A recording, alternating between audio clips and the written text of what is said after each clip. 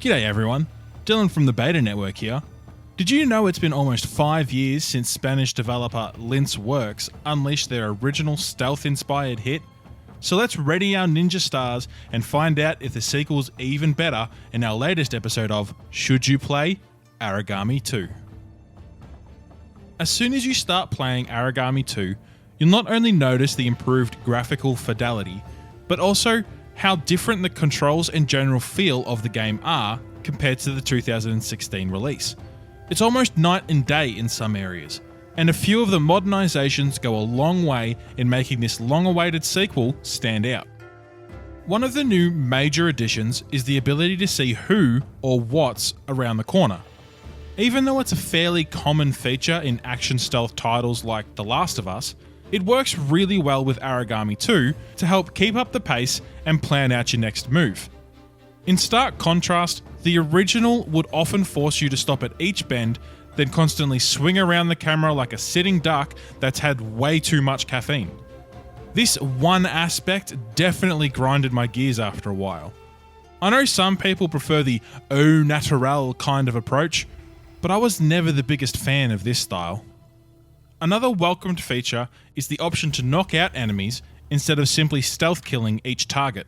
And this time, the player can actually move away any would-be victims directly out of sight. This is legitimately great, as it helps avoid that frustrating detection mechanic from the original, where some guard would just happen to stumble upon a corpse you cut down in the middle of a road. The best part about this feature is, without a doubt, how you can quickly pick up an enemy, walk a couple paces to the edge of the map, and then suddenly throw them off a cliff, never to be seen again. It is just so satisfying. No one's gonna find this guy at the bottom of the ocean. But in all seriousness, knocking out enemies is a great way to clear a path and gain some easy S ranks for all you completionist types out there. Since most missions the player is sent on require a tricky trek back to the start portal, leaving a bunch of incapacitated enemies out of sight will easily lower your mission time and give you the highly sought after no hostiles killed bonus at the results screen. What's even better is that it will let you avoid combat entirely. Another new addition that never really feels quite right. Instead of being insta-killed by a beam of light like in the first entry, the player can actually fight back in this sequel. That being said, the combat system seems a little too tacked on for my tastes. It borrows the stamina gauge mechanic from the Soulsborne games, but just feels so off for some reason. If I could sum up the combat in Aragami 2 in 3 words, it'd be jank, riddled, mess.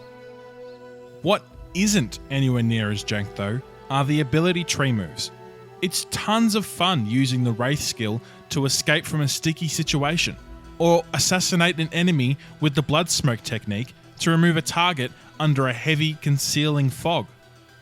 Even the cliche ninja staples like the shuriken and smokescreen barrier make for some exciting gameplay moments that also grant players even more ways to tackle a mission.